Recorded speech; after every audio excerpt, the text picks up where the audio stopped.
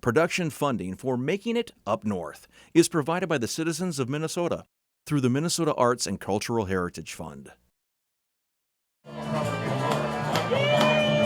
My dream and my vision has always been to create a space where everything is done in the energy of love. What we put out, we get back.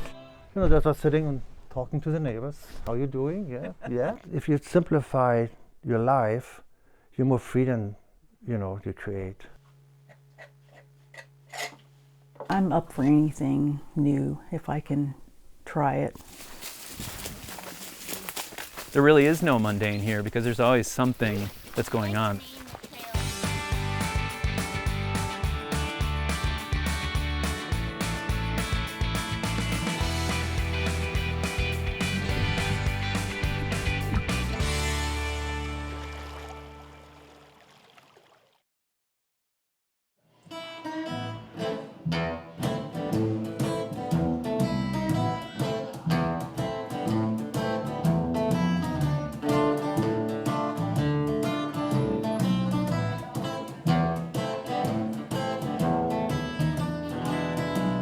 This has been my dream since I was 5 years old. 1, 2, 3.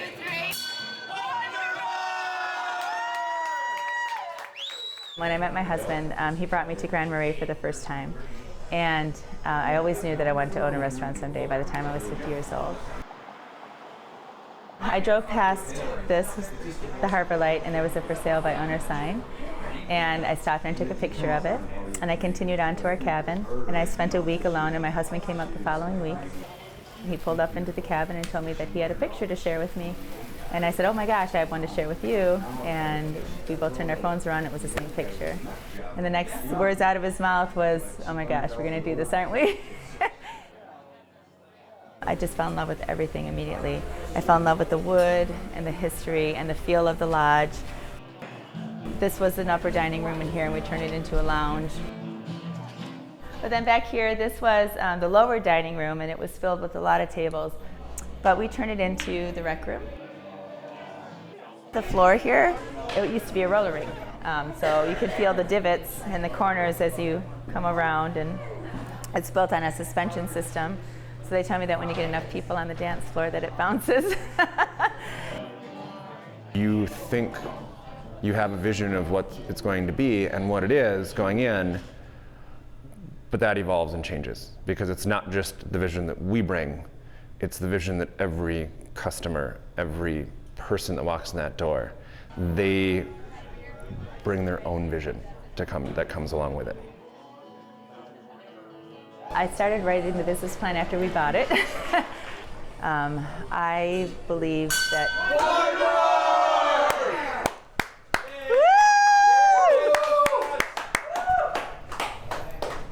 that's what happens. So tell me about that. What just happened? Oh, well, they ring the bell, they yell Wunderbar. And then you get a half a shot of Jameson. And you only get half a shot because I get to ring the bell twice. Again, I like to ring the bell up. Oh my goodness, yeah. We're goofy here, we play a lot. Yeah, so the business plan is exactly what you see here. My official title around here is I am the Wonder Gnome, which kind of an odd title, but a large portion of what my job is just hospitality.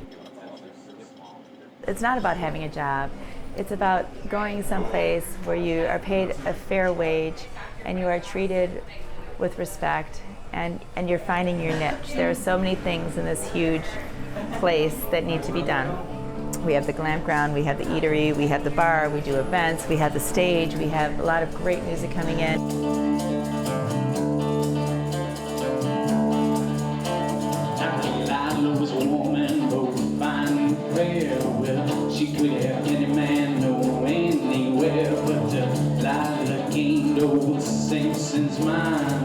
It is a community. I mean, it's its own strange little village up here. It's and it's not just the people that work here. It's the people that play here. It's the people that eat here. It's the people that everybody involved.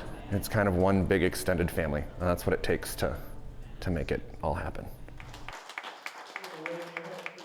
There's so much work that goes into it, but it becomes such a labor of love at the same time.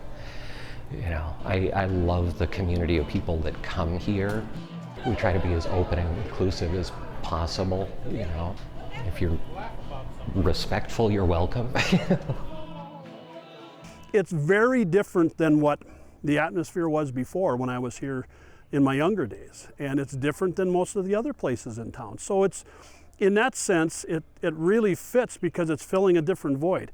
And this glamp ground with these old trailers are just such an unusual idea, but it fits. And I think it's been great for the community all around. How did this happen? What was this idea? Well, this is a whole separate lot, and from what I understand, when we bought this, it was the place, this lot, and then some acreage in the back. And so we decided we wanted to purchase all of the property and keep it the harbor light and the integrity of the harbor light.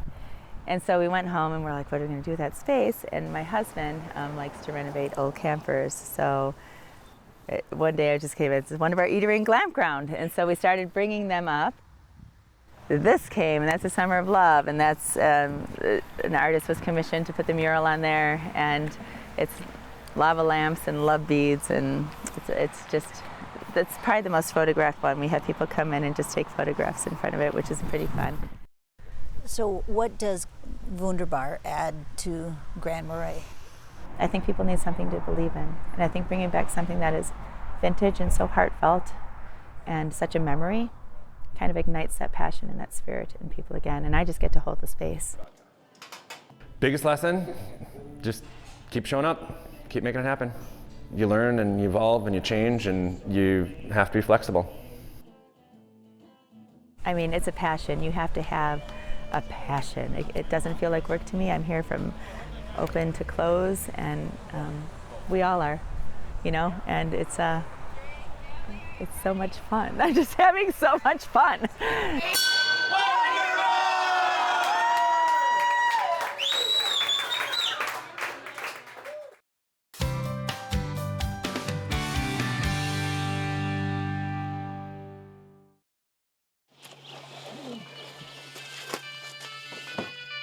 Okay, I'm really happy about this.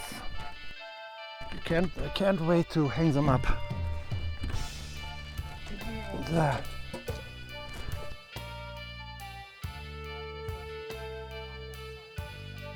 That's what you see when you're coming into the property. And now I turn it around, and on the way out,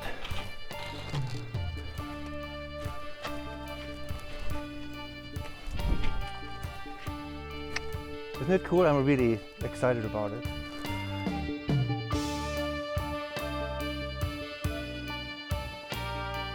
When you offer something different, that's the idea, like a beacon of light surround all the darkness. It's a little nice sanctuary for independent filmmakers, but also I'd like to have workshops here, and it can be a watercolor workshop maybe, or environmental engineering or architectural workshops. I mean, it's all open. I like to open that for everybody. Well, my name is Frank Sander. I'm born in Hamburg, Germany. I'm here like 40 years in the United States. Didn't last my accent. Try to. Well, it's called the Blue House, or a little nice sanctuary. Actually, most of the material I had over like 10 years kind of collected. And then I was coming to the point that I just had to do it. And that's a great feeling to, you know, fulfill your dream. That's a vision, and let's go for it. There's this kind of a starting movement in the whole United States that people come together and, you know, creating beacons of lights to invite or organize gathering from people on opposite sections, start talking to each other.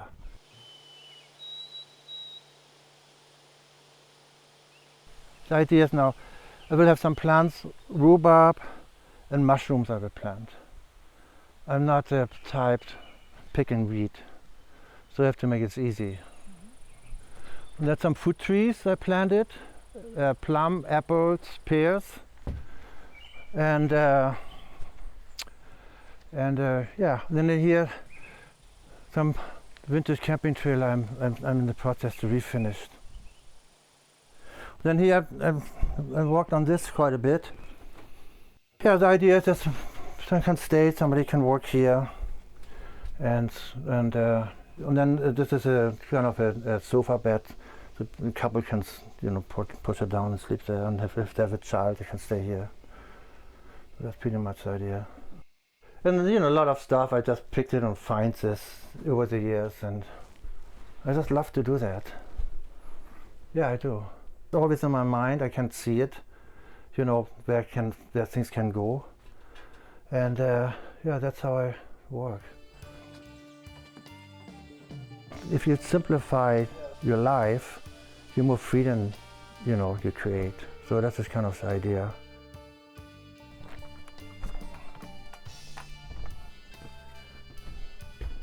So that's a writer studio. And then the sauna, I think it's more important to have another writer studio. And it's nice cool in here too. That's a big icebox. It's like Dutch door.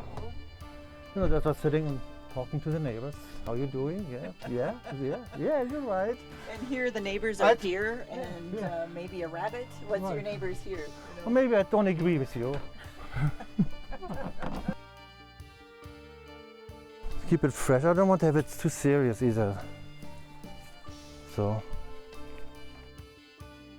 some small stuff I like to finish, like the outhouse, the ramp, and outside I like to finish things up. But also I like to put together a advisory board with people coming in here, be part of the residency, and hope for get some volunteers to helping to fulfill the dream. Like I said, a beacon of light. It's what I feel like a true American. Everybody's invited.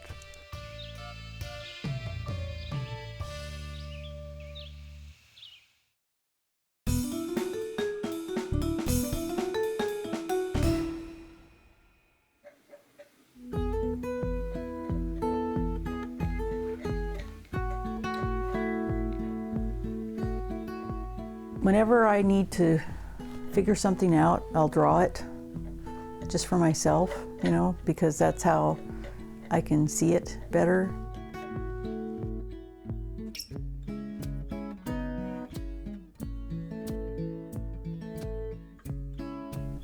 Even if it's just a color, I'll just work on it till I get that color from a combination of colored pencils.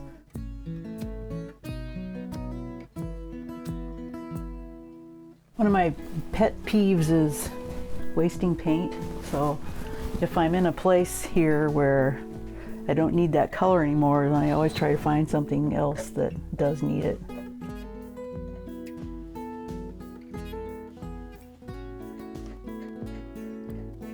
When you think about it, an oil painting is a bunch of paint sitting on there that's not dry, you know. It's like almost like water, and if you bump it or smear it or something, it's gonna change it. You know? And I love to work in acrylics also, and I use them like watercolor, and that's very fast and very fun.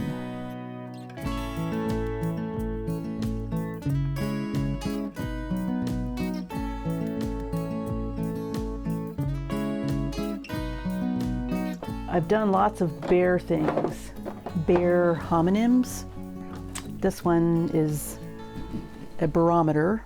There's a lot of them, like bare bones, barely there. Barista, yeah, I've got all sorts of those guys. She's just excited about the bears. Like there was this one with a mama bear and 2 cubs, and she was just telling me the story about the cubs, and they're getting ready for lunch, and you know, Dad's out having his shore lunch with, you know, fish and wine, and you know, so she's connecting all of her paintings together in this big storyline. They're not human-like, but they have so much personality to me. I just like them. I do have people that when I started doing the acrylics, they were like, oh, no, no. So they manufacture, oh, she's doing that because she hit her head, you know. But it's not, it's just an evolving lifestyle. Well, my husband had a rather kind of a rare form of cancer, and he died in a matter of 5 weeks, and I was coping but not coping. I just fell out of the loft in my son's room. When I woke up in the hospital, Adrian was sitting there, and I said, hi. So, you ready to go? And then he said, Mom, you've had an accident. You're not going anywhere. And I said, what do you mean? And I was like, this guy's pulling my leg, you know? And it made me really mad. And then I'm looking around, I'm like, he says, look what you're wearing. And I had all these tubes and everything. And I was like, I was horrible. It really was. I thought I was going to chop his arms off. And he said, well, what would I look like if you did that, Mom? So I said, well, I'll give me a piece of paper and I'll show you. So that's what I drew him like. He's in his little burned off arms and burned hair, and he was like a big diaper. So this is what it felt like for so long. It's like my brain was out there. I couldn't put it in my body, in my head.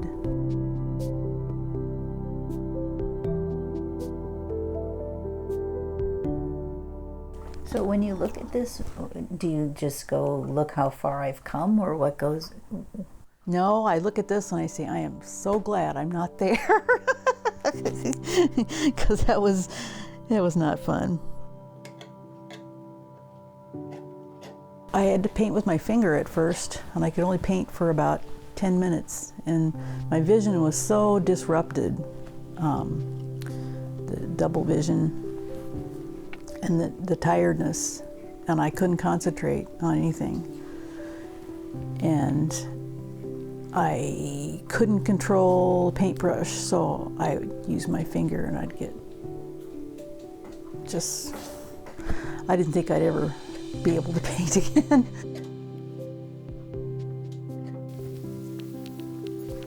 Fortunately, I met somebody he was driving the school bus up the Gunflint Trail, and we were set up on a blind date. Being outside is huge for me. Living in this gorgeous place, being surrounded by the water, the different moods that we have up here, and the seasons are so different. If it's not dogs, it's pine martens or grouse or foxes or wolves or bears. And that's a big part of it for me. I love seeing animals. I mean, who wouldn't want to look at this when you're working, you know? This is one commission I'm working on, and it's for a couple. I love having commissions. A lot of times it's not steady. I loved illustrating a book. I got to do that with Duluth author Cheryl Dannenbring. That was a lot of fun. I'm up for anything new. Everybody loves Anna's work. I mean, the second they walk down the hallway and see her work, something catches them. I don't know, just her fun energy that comes out of the work. And it's so easy to sell because she's such an amazingly kind, generous, loving person. Moving to town was extremely important, just by sheer numbers of people that go through the shop any given day. She just has so many outlets. I think that you can just feel that she just is constantly moving her energy around, and it's good for her and it's good for us. And I'm very fortunate because I now have, it's like fans or something.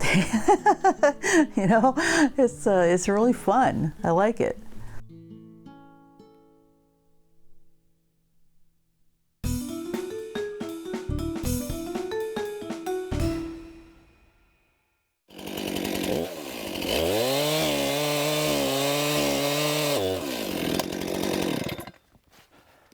That's where all the pros are going to say I did it wrong.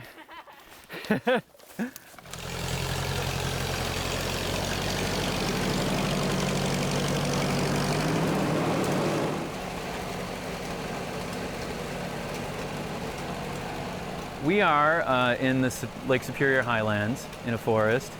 We're only 10 miles north of Two Harbors.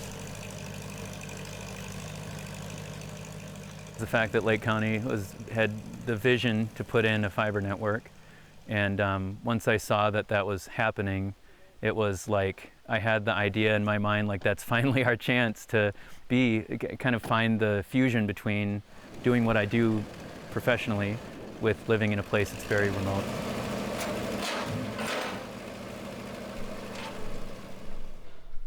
Pretty much what I'm doing right now is what I do most of the time. Just doing stuff, people saying stuff, and I say stuff back. What it is a product development group that is global, that works globally with people from all different backgrounds, and software, hardware, and firmware, and also doing mechanical design and everything, and kind of bringing together a lot of different bright minds, and not thinking so much about hierarchies, but thinking more about subject matter expertise, and leveraging that to do interesting things, solve hard problems. My favorite projects are the things that involve one or two things that haven't been done before. I feel like everyone that starts out or kind of envisions a life as an engineer kind of pictures themselves inventing things and creating things.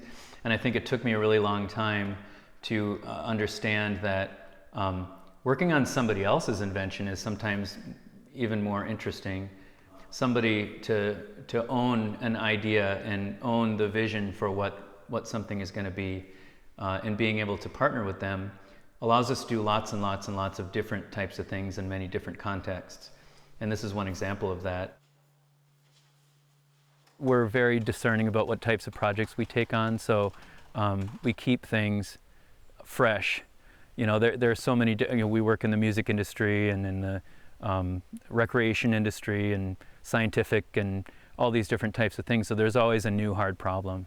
And I really enjoy finding solutions to hard problems, whether it's me personally that has the answer or going and finding somebody to partner with that has the answer. I love finding solutions. To me, combining two things that I love music, and I never pictured being able to kind of feed that into doing the technology work, but now they're so intertwined, it's really a dream to be able to combine those two things into a way to make a living.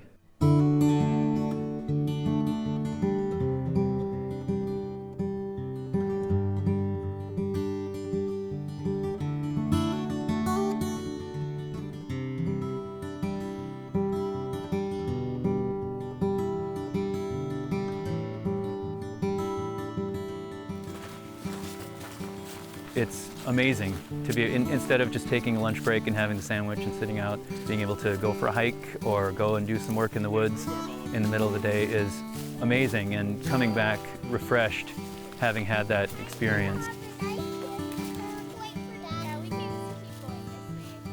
I love it out here. I have a hard time, leaving all the family that we had in the cities, and that was where we made our home, and we love the city, but it's so peaceful out here, and we just wanted a place where we could teach our kids to, get things from the forest and live a simpler life and still be able to make a living and, do all the things that we get to do. I think it's great. Having somebody that balances me out so well and is so artistic and creative and determined somebody that meets me where I am but is still uncompromising. There's no way that I would be able to do this if we didn't have that partnership. Developing products professionally, it's something I cared about anyway, but I think about it especially. What's going to happen at the end of life for this product, or is this thing going to be maintainable like traditional things had been? And especially doing electronics, it doesn't come naturally to consider that. And so living in a place like this where it's so massive and intimidating and humbling, it absolutely affects the way that I think about what we're building, what we're developing.